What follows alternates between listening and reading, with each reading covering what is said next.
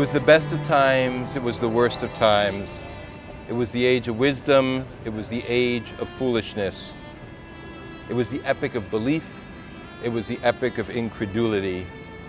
It was the season of light, it was the season of darkness. It was the spring of hope, it was the winter of despair. We had everything before us, we had nothing before us. We were all going direct to heaven, we were all going direct the other way. In short, the period was so far like the present period. With those immortal words, Charles Dickens began the famous historical novel of 1859, The Tale of Two Cities. The plot begins in the years before the French Revolution, and it ends with the Jacobin Reign of Terror, which was marked by massacres and public executions. During the period of this reign of terror, new Enlightenment ideas, beautiful, necessary, and fundamental humanistic ideas took hold and changed what people thought of as the role of government, its duties to serve its people, and the intrinsic value and freedom of each human being. At the same time as these ideas were spreading, the French Reign of Terror was also marked by horrific violence that spilled into the streets. Was the French Revolution a success? Did it achieve its goals of better government for its citizens? Is the history of the West marked by progress, the sort of progress that the French Revolution aspired to? If it is, then perhaps a bit of violence and social upheaval are worthwhile because they lead us to a better place? Or perhaps our focus should be on the last of the 5 stages of the French Revolution, the dictatorship of Napoleon. What if we can't look over our shoulder and see how far we have come? Then what use is today's unrest? Why on earth would we imagine that we can do better than previous eras who also had ennobling ideas about human freedom and equality? What if progress is an illusion, as those who condemn the American project and believe our country is founded on irredeemable foundations seem to believe? These are not academic questions for me. They're questions of my soul. They touch upon my emotional well-being, really my emotional angst. During this pandemic and the important Black Lives protest movement that has followed, our nation's social distress has been reflected in my inner distress. Can you relate? I think you can. I've not been at ease, and so many of my assumptions about who I am as a person, my role as a husband, a father, a rabbi, have been called into question. I'm going through what a Catholic poet once described as the dark night of the soul. And based on my conversations with so many of you, you too are going through your own dark night of the soul. Something challenging. You too are feeling uneasy more frequently. We are all going through something necessary, deep, and difficult. Defining that uneasiness is, well, not easy. What I can say is that I've gone through a great deal of introspection. I've grabbed hold of my dark night, and at this juncture, I can say that while my worries remain the same, the way I carry them is done with much greater equanimity. I've been seeking what I can only call spiritual freedom, and I think I've made some progress on the journey. I hope you have as well. On the holiest night of the Jewish year, every one of us is called to embrace our inner darkness, which leads us to the light. That darkness is a challenge of seeing ourselves as we really are.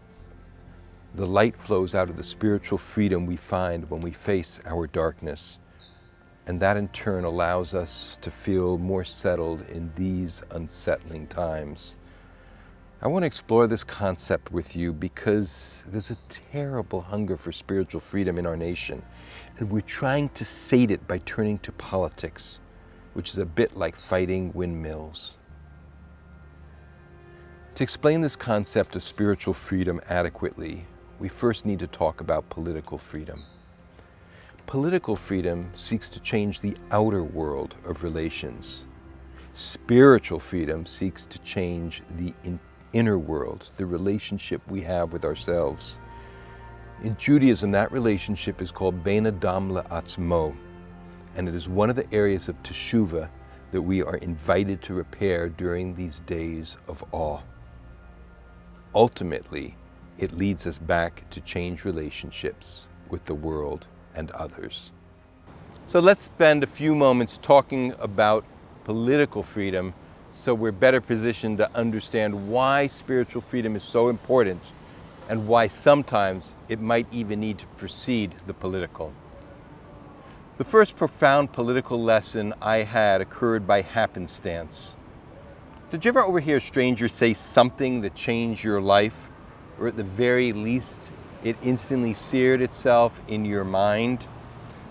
Growing up in New York, that sort of thing would happen with some regularity. And attending college in New York City, I would hear things on the streets, in the subways, in the small jazz clubs I attended. There's a level of interaction with strangers there that is both infuriating and endearing. But maybe strangers are supposed to have an outside say in our lives, because sometimes you might actually be meeting Elijah. It was one of those sorts of moments when I heard an old black man say to no one in particular, "The only freedom what matters is freedom from the police." The only freedom what matters is freedom from the police.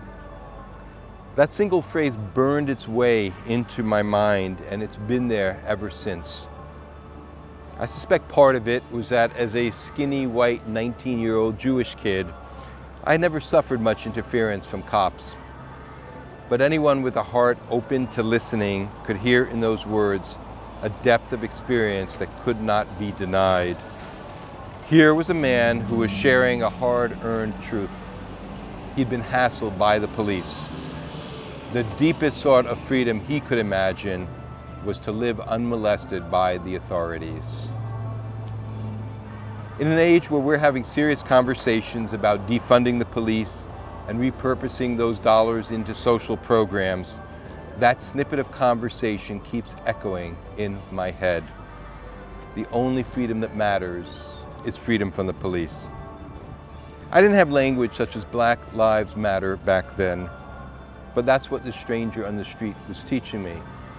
Black lives matter. And when the state's use of police force is not impartial, when hassles and use of force fall more indiscriminately on black bodies, then yes, the only freedom that matters to some is indeed from the police.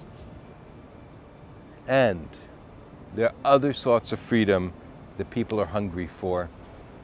Over the summer, I've gone downtown on several occasions. A couple of times I ventured into the nighttime protests to see the beating, bleeding heart of my city and to stand amidst the pain and anger. I've also taken to heading downtown during daylight hours. There are fewer people and more opportunity to have substantive conversations with some of the protesters. There are people who want greater economic equality, even to the point of seeking a revolution. I've met utopians who believe that in the new coming order, people who grow food will readily share it with others, and that a more natural human generosity will surface. More than once, it was said that in a just society, police wouldn't even be needed. On a couple of occasions, I've also seen angry people attack one another, not in the midst of a large protest and not by those who are trying to undermine the cries for justice. No, there are some people who are so furious that their rage spills out of them with no identifiable object. The last time I came downtown, it felt like the New York of the 1980s, I remember, when every stroll on the street carried with it an element of risk and danger. I saw the aftermath this time. A man bleeding, his attacker running around screaming, and the police showing up almost immediately to tend to the wounds of the injured victim. In these visitations, the questions I really wanted answered were, What will it take you to get off the streets? And what will it require for you to feel okay about this country and society? People could offer me abstract, theoretical, utopian answers, but not concrete answers. No one could tell me what policies, if implemented, would make people feel safe. No one could give me a practical answer about what economic equality really means. I don't think this is accidental. The people I have met are passionate, concerned individuals, the sort who are vested in this country, who are trying to imagine what the America they want looks like. There are two questions and two reasons why what it will take to end the protests and what will it take for you to feel all right go unanswered. One is because our political tools are imperfect and limited. The other is that ultimately, people are not looking for political freedom, or not only looking for political freedom. There are two profound verses in Deuteronomy which can explain this and help us begin making the shift from political freedom to spiritual freedom that we Jews are called upon to do during this, our season of Teshuvah. In Deuteronomy 15:4, we read, "Efes ki lo yihye becha evyon, ki varech yivarechecha Adonai ba'aretz, asher Adonai Elohecha noten lecha, nachala l'rishta." There shall be no needy among you, since the Lord your God will bless you in the land that God is giving you as a hereditary portion. And then, just a few verses later, in Deuteronomy 15:11, we read the complete opposite. Ki lo yagdal evyon mikerev haaretz, for there will never cease to be needy ones in your land, which is why I command you, open your hand to needy kinsmen in your land. How can this be? How can God in 1 second say there will never be impoverished among us, and just moments later tell us that human need will never be eradicated? Some of our classic commentators come up with clever solutions. If we build a just society, then the impoverished will disappear and no one will be hungry. And that, by the way, is a political answer. But then the same commentators continue and say, since we're incapable of building a completely just society, there will always be needy individuals. One way to read all of human history is as a story about the changing nature of our economy. From hunter-gatherers to farmers and fishers, from barter to money, from artisans and craftspeople to industrial production, from factory workers to information age workers. At each new turn, new jobs arise that require new sets of skills, and not everyone can get trained. Not everyone is temperamentally suited for the new world. Not everyone has equal access to the tools that will allow them to adapt. And some, like the African American, struggle against a system that perpetually seems stacked against them, regardless of the economic model in vogue. So Deuteronomy 15 is correct. We can't ever fully resolve the paradox between God's promise that there will be no hungry and God's description that there will always be human need. We can build the most just society imaginable, and within a few verses or a few decades, we will discover that the impoverished remain. That might sound discouraging, but please remember, Judaism has never nurtured a sense of infallibility. Our greatest leader, Moshe Rabbeinu, is denied entrance into the land of Canaan for his sins. Adam and Chava, Adam and Eve, have to leave their utopian garden because of their failings. And we, the Jewish people in the Torah, are always on the way to the promised land, but we never arrive. To be human is always to be in motion. Politics can't answer how to live with this dynamic turmoil, because politics can only answer the art of the possible, that which can be measured or legislated. Politics can move us along the path toward justice, but it will never take us all the way. For justice is a spiritual value, a value of meaning that gets applied in the political realm, but exists apart from the realms of power. That's why I think the protesters I have spoken to can't answer or decide what would be sufficient to get them off the streets. When I look at our country today, there's so much pain, so much loss, so much struggle. The parts that can be alleviated in the public square must be, and as Jews, we are obligated to take part in that work. Vote, engage in Tikkun Olam, roll up your sleeves. Let's work together as a people and as a nation. And still, what people are desperate for can't be fully explained or answered by political freedom. Which brings me to Aisha.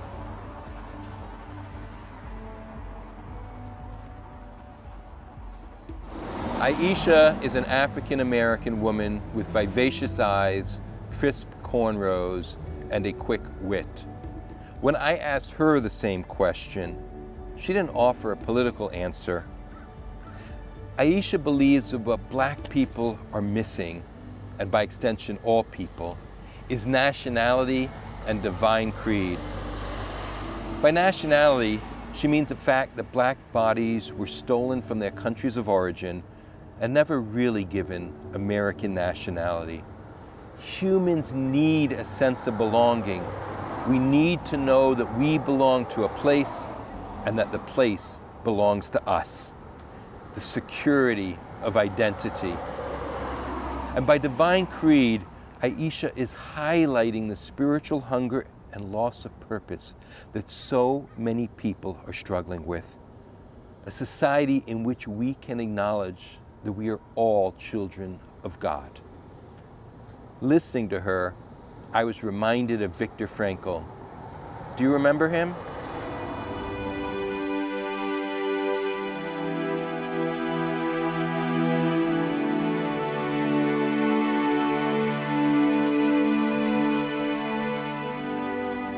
He was a Holocaust survivor, a neurologist, and a psychologist. What he learned in the Shoah was that even in the worst human conditions possible, some people thrived. In those horror-filled concentration camps of wanton murder, destruction, starvation, some humans flourished. What gave those people such spiritual freedom that their souls could remain free in a place of slavery and torture? Frankl identified that a fundamental human drive and need is to seek and create a life of meaning.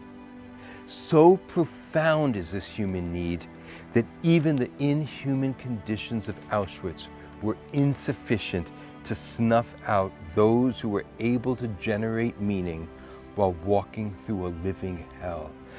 That is a rather profound form of spiritual freedom. Their example, as profound as it is, doesn't explicitly tell us how to do this Ben Adam Le'atzmo work on Yom Kippur or in the days to come. Nonetheless, knowing that some found spiritual freedom in a place like Birkenau can provide us encouragement to create our own purpose-driven lives in the bleakness of this contemporary moment. That is an important and hopeful message of its own. Let's then revisit the Jewish American psychologist Abraham Maslow. Some of you may be familiar with Maslow's hierarchy of needs, which is often visualized as a pyramid. The bottom of the pyramid has survival goals such as security, connection, and self-esteem. The upper portions of the pyramid address other human needs, such as exploration, love, and at the top, self-actualization. In moving through these stages, a person would experience self-actualization as the pinnacle of human experience. There's only one problem with this model. Maslow didn't create the image of a pyramid. Rather, his hierarchy of needs was first visualized as a pyramid in some management textbooks according to the psychologist and podcast author Scott Barry Kaufman. Moreover, the highest human accomplishment for Maslow was not self-actualization, but self-transcendence, spiritual freedom, in other words. According to Dr. Kaufman, not only did Maslow believe that self-transcendence was the goal of human life, but he also believed it was an experience, not a destination. Human growth is never linear. Life is so much rockier than that. If there's anything the last 6 months have taught us, it's that. A better way to envision Maslow's model is as a sailboat in the middle of a vast ocean, because we are always in a state of becoming, and the closest shore is far from view. We never fully resolve any of the stages he outlines. We endure setbacks, and fear can strip away many of our feelings of security and self-esteem, as well as prevent us from pointing our sailboat in the direction of growth. Dr. Kaufman says it so beautifully, so let me quote. "Every now and then, when we're really catching the wind, when we aren't preoccupied with our basic needs, and we're moving purposefully in a direction with a spirit of exploration and love, we can experience transcendence. Transcendence goes beyond individual growth and allows for the highest levels of unity and harmony within ourselves and with the world. Transcendence, which rests on a secure foundation of both security and growth, allows us to attain wisdom and a sense of connectedness and synergy with the rest of humanity. As those souls of Auschwitz taught us, the security we need to do that work may be far less than we imagine. With so little, those prisoners managed to limit their preoccupation with their basic needs and seek their own freedom of spirit. Heroic, heroic."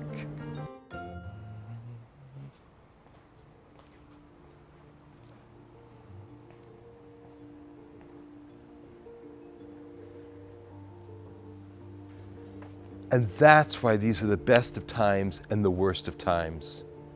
A season of light and a season of darkness. A spring of hope and a winter of despair. Humans' internal progress is not linear. Progress exists and doesn't exist. We take 2 steps forward and 1 step back. Sometimes we take 2 steps back and 1 step forward. The Jewish master story of the Torah is that we never reach the promised land, not in the political realm, not interpersonally, not even in our relationships with ourselves. We're always becoming, always seeking safety and new understandings that will make us uncomfortable and unsafe. Always failing and falling, picking ourselves back up again. We all know these things.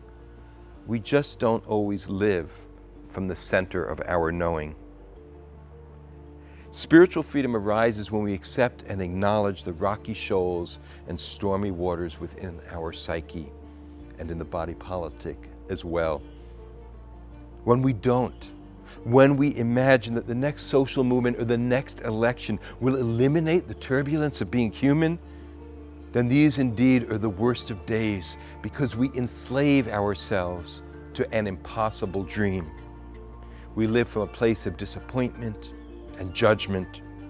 We strengthen our anger, specifically the chronic anger which defines our nation at this moment and separates ourselves from others and ourselves. In many Jewish communities, Yom Kippur is the happiest day of the Jewish year. How can that be? How can it be that when we're hungry and unshowered and tired and peering into our own darkness, purpose, wisdom, coming to terms with the broken imperfection that each of us carry in our core. Being human, listening into the wind. That's spiritual freedom. It's not a little thing. It is a core experience required for a deeply and fully human existence. And that makes all the difference.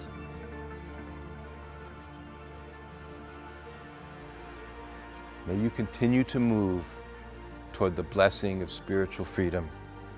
May you get yours. May we all. Gemar Chatima Tova. May we all be inscribed for a good year, and Som Kal, an easy fast to each of you.